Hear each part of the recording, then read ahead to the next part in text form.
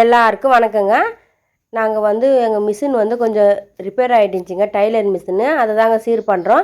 எங்கள் சேனலுக்கு முதல் முறையாக வரீங்கன்னா மறக்காமல் சப்ஸ்கிரைப் பண்ணுங்கள். அது இல்லாத முக்கியமாக வந்து லைக் போட்டு வீடியோ பாருங்கள். நீங்கள் லைக் போட்டால் தான் வந்து எங்களுக்கு இப்போ வந்து இப்போ ஜூலை 15 முதல் வந்து எங்கள் எல்லா வீடியோக்களும் வந்து இப்போ ஐப் பட்டன் கொடுப்பாங்கங்க. அது வந்து நீங்கள் கிளிக் பண்ணால் தான் எங்களுக்கு வந்து பாயிண்ட் வருங்க. அது எல்லா யூடியூபருக்கும் புது ரூல்ஸ் வந்துச்சுங்க. வாங்க இப்போ டைலர் மிஷின் பற்றி சொல்கிறேங்க. சின்ன நிறைய டிப்ஸ்லாம் அப்லோட் பண்ணுறேன் பாருங்கள்.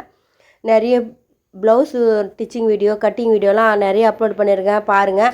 சமையல் வீடியோவும் போட்டிருக்கேன் பாருங்கள். நான் வந்து புது மிஷின் எடுத்துமாங்காட்டியும் வந்து ஜாக் A2 மிஷின் எடுத்துருக்கேங்க. நீங்கள் நிறைய பேர் பார்த்துருப்பீங்க. இது வந்து மெரிட் மிஷினுங்க. இந்த மிஷின் தான் நாங்கள் ஃபஸ்ட்டு எடுத்தோங்க. எப்போ தெரியுமா எடுத்தோம், 2009 இருக்கும். 2009 10 அப்படி எடுத்தோங்க. 2009 இருக்கும். கஷ்டப்பட்டு எங்கள் வீட்டுக்கு போய் காஞ்சிபுரத்தில் போய் வாங்கிட்டு வந்தாருங்க. அப்போ வந்து 8,000 சில்லற 10,000 ஆச்சுங்க. கைத்தொழில் ஒன்றை கற்றுக்கொள், கவலையின்றி ஒற்றுக்கொள் சொல்லுவாங்க எல்லா கிராம சைட்லேயும். அதேமாதிரி தாங்க, யாரெல்லாம் வந்து வேலைக்கு போக முடியல, நம்ம நிறைய படிக்கலைன்னு சொல்லிட்டு கவலைப்படாதீங்க. இப்போல்லாம் வந்து ரொம்ப ஈஸியாக வந்து கற்றுத்தராங்கங்க. இப்போ எல்லாம் வந்து யூடியூப்லேயே பார்த்து கற்றுக்குறாங்க. இப்போ நான் வந்து ஆரி கிளாஸுக்கு போகிறேன் பாருங்கள்.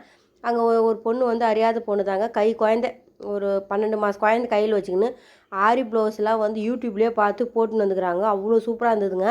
எல்லாருக்கிட்டுமே ஒரு திறமை இருக்குது. நம்மளுக்கு வராது, அவங்களுக்கு மட்டும் திறமை இருக்குது அப்படி நினைக்காதீங்க. எல்லா பெண்களுக்கிட்டேயும் அவங்கவுங்களுக்கு தனித்துவமான ஒரு திறமை இருக்குதுங்க.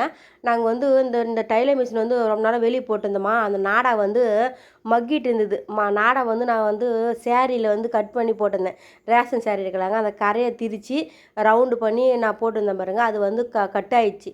அப்போ அந்த வெயில் காற்று மழையெல்லாம் அடிக்குதுல்ல வெளியே, அதனால் அதுக்கப்புறம் எங்கள் வீடு என்ன பண்ணால் நாடா வாங்கிட்டு வந்தாருங்க. மிஷின் நாடா சொல்லிட்டு கேட்டினா கொடுப்பாங்க. அது வந்து எவ்வளோ சைஸ் பார்த்து கட் பண்ணி போடலான்னு கட் பண்ணுறாரு. நான் அப்பயே சொன்னேன், எங்கள் வீட்டு ரொம்ப லூஸாக இருக்குதுன்னா, இல்லை நம்ம டைட் பண்ணிட்டு போய் கரெக்டாக ஆகிடும்னு சொன்னார். பார்த்தா வந்து நாங்கள் கஷ்டப்பட்டு அந்த உக்ஸ்லாம் கொடுப்பாங்க பாருங்கள், அந்த வலையெல்லாம் மாட்டிட்டு பிறகு பார்த்தா கொஞ்சம் லூஸ் ஆகிடுச்சிங்க. அதுக்கப்புறம் ஊசியை தந்து கொடுத்தாங்க அந்த ஹோல்ஸ் போடுறதுக்கோசம். நான் வந்து எப்பவுமே வந்து நீடில்லாம் வீட்டில் வச்சு நேரம் பெருசு சின்னதெல்லாம், ஏன்னா வந்து பாபின் சுற்றத்துக்கு இந்தமாரி மிஷின் வந்து பாபின் வந்து மிஷினில் சுற்ற முடியாதுங்க. அதுமாரி நீடில் தான் பெருசாக அதில் தான் சுற்றுவோம். அது நான் ஒரு வீடியோ எடுத்து காமிக்கிறேங்க. அதுக்கப்புறம் ஹோல்ஸ்லாம் போட்டு பார்த்தா லூஸாக இருந்துச்சுங்க. மறுபடியும் என்ன பண்ணார், அந்த கட் பண்ணி போட்டுட்டு மறுபடியும் டைட் பண்ணாருங்க. எந்த ஒரு பொருளுமே வந்து நம்ம வந்து யூஸ் பண்ணாதவே இருந்தால் அது ரொம்ப வேஸ்ட்டாக போயிடுங்க. அதேமாதிரி தாங்க எங்களோட டைலர் மிஷின் வந்து இந்த தலை வந்து ஜாம் ஆகிட்டுக்குது. ஜாமுன்னா அப்படியே ஒயலவே இல்லை. நாங்கள் ஒயிட்டி பார்த்து அதுக்கப்புறம் தான் வந்து ஒயல ஆரம்பிச்சிச்சிங்க. இதுக்கப்புறம் வந்து எப்போ டைம் கிடைக்குதோ வந்து இப்போ நான் கொஞ்சம் ஆரி கிளாஸ் போயின்னு இருக்கேங்க. அது கற்றுன பிறகு 24 ஹவர்ஸ் வந்து ப்ளவுஸ் தைக்கலான்னு பிளான் போட்டிருக்கேன். இப்போ வீட்டில் வந்து மாடுலாம் இருக்குது பாருங்கள். அதனால் மாடு வந்து சனியாக்கி மாடு விற்றுடலாம் அப்படின்னு சொல்லிட்டு பிளான் போட்டிருக்கோம். ஏன்னா வச்சுங்க, இப்போ எனக்கு அடிக்கடி உடம்பு சரியில்லை ஆகுது, மாட்டையும் பார்த்துக்க முடியல, டைலர் வேலையும் செய்ய முடியலைங்க. அது என்னன்னு தெரியல, கால் வலி அதிகமாக இருக்குது. அதனால் சரி எதனா ஒரு வேலை தான் நம்மளால செய்ய முடியும். அதனால் வந்து நாங்கள் வந்து மாட்டை வந்து விற்றுடலாம், இப்போதைக்கு விற்றுடலாம். ஆனால் மாடு வந்து எப்பவுமே வச்சுப்போம், கொட்டாலாம் கட்டுக்கிறோங்க, கஷ்டப்பட்டு மாட்டு கொட்டாலாம் கட்டணும்.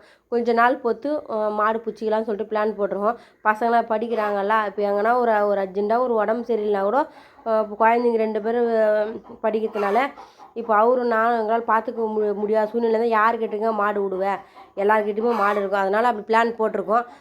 அதுக்கப்புறம் கோயிலாம் கூட வானான்னு முடிவு எடுத்துட்டோம். அயித்தில் அதுமாதிரி அடை நிறைய வைப்பேன். அயித்தில் வச்சு கோயிங்களை வந்து கீரிப்பிள்ளை பிடிச்சிக்கினே போயிடுது எப்போ பார்த்தாலும். இல்லை கோயிங்க வந்து யார் வீட்டை என்ன போயிடுதா, யார்கிட்ட திட்டு வாங்க முடியல. அதனால தாங்க நாங்கள் வந்து முடிவு எடுத்துருக்கோம், கோயும் வானா எல்லாமே வந்து கொஞ்ச நாள் பொறுத்து காம்பவுண்ட்லாம் அதான் அந்த வலையெல்லாம் போட்டு தான் கோழி வளர்க்கணும், கோழி குண்டெல்லாம் கட்டிட்டு அப்படின்னு பிளான் போட்டிருக்குங்க. ஒரு வழியாக கஷ்டப்பட்டு எங்கள் வீட்டுக்காரு பின்னுக்குன்னு அச்சு போட்டு லூஸ் ஆகிடுச்சிங்க. மறுபடியும் கேட்டி போட்டு பார்த்தாருங்க. ஒரு அளவுக்கு டைட்டாக போன டைலர் மிஷினு கொஞ்சம் லூஸ், ஒரு அளவுக்கு பரவாயில்ல, சுமாராக தைக்குதுங்க. நிறைய டைலரிங் டிப்ஸ்லாம் நிறைய தரேன், அப்லோட் பாருங்கள். அதுக்கப்புறம் எங்கள் பொண்ணு தான் வந்து கேட்டாங்க, அம்மா எனக்கு வந்து டைலர் வேலை கற்றுதாம்மா அப்படின்னு சொல்லிட்டு. அதனால தான் அந்த மிஷின் சீர் பண்ணோம். சரி லீவில் இருக்காங்களே அப்படின்ட்டு. இப்போ அவங்க காலேஜ் ஓப்பன் பண்ணிட்டாங்க, காலேஜுக்கு போயிட்டாங்க. நான் தான் இந்த மிஷினில் தைக்க போகிறேன்.